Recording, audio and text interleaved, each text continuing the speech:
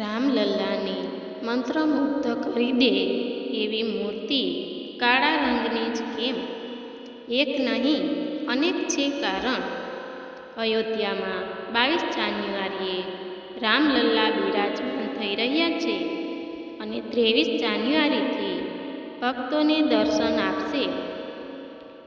તેની પહેલાં રામલલ્લાના વિગ્રહની તસવીરો આખો દેશ જોઈ ચૂક્યો છે અને કેટલાક લોકોના મનમાં સવાલ છે કે રામલલ્લાની મૂર્તિ કાળી અથવા તો શ્યામ વર્ણી જ કેમ છે? લગભગ 500 વર્ષની આતુરતાનો અંત આવવાનો છે. એ શુભ મુહૂર્ત આવવામાં આવે ગણતરીનો જ સમય બાકી છે.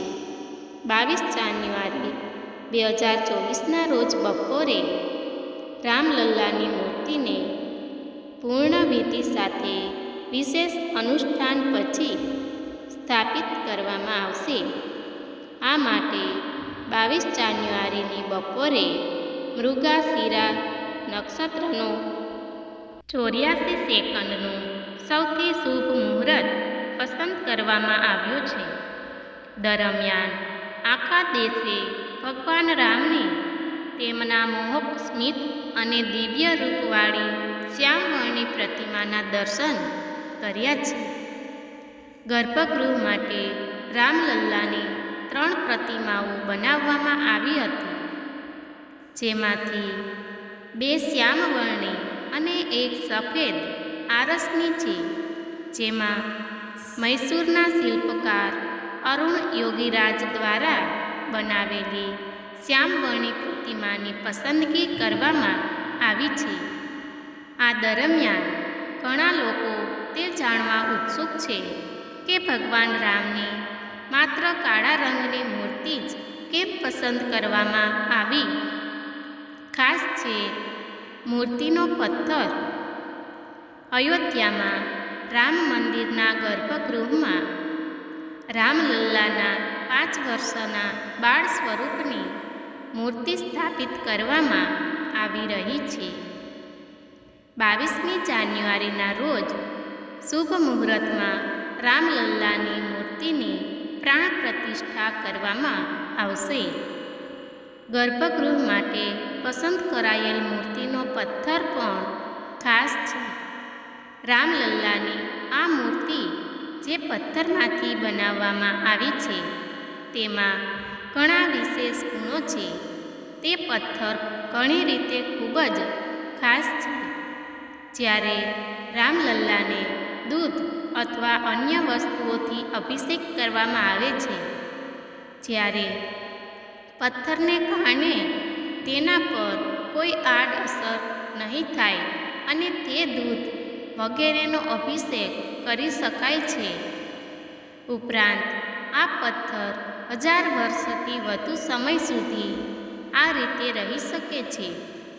તેનો અર્થ એ કે તેમાં કોઈ ફેરફાર થશે નહીં અને તેનું ક્ષરણ થશે નહીં.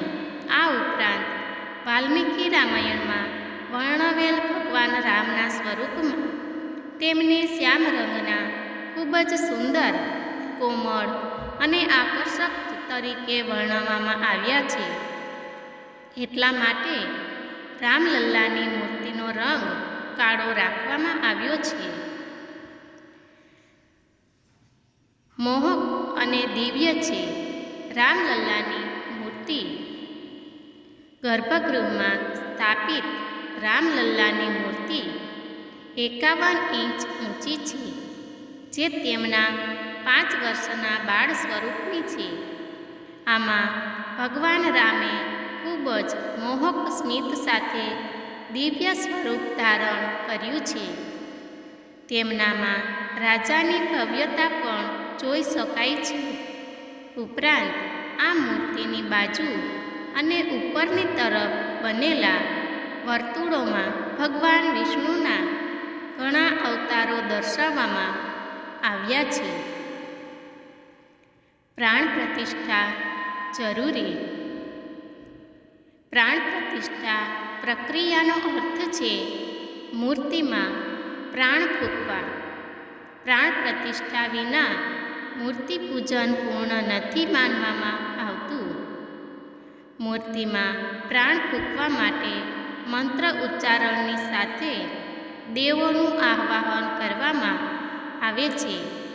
તેથી જે પ્રતિમાની પૂજા કરવામાં આવે છે તેની પ્રાણ પ્રતિષ્ઠા કરવી જરૂરી માનવામાં આવે છે.